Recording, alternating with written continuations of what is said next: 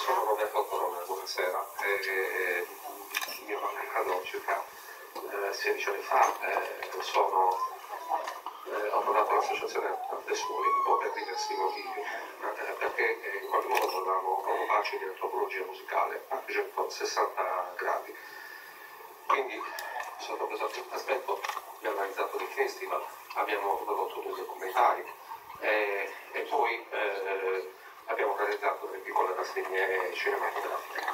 Le nostre difficoltà sono quelle che avete sentito stasera, ci siamo navigati in quelle che sono le diverse virgole di qualche legge, siamo riusciti a far produrre questi due documentari.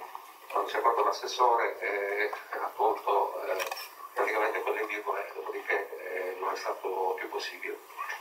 Comunque, quelli che sono problemi di finanziamento, problemi di programmazione a lunga scadenza, sicuramente poi di fare una seria programmazione perché sono le nostre attività, quelle che sono rendicontazione per quello che noi tutti questi anni le abbiamo vissute, con non poche difficoltà.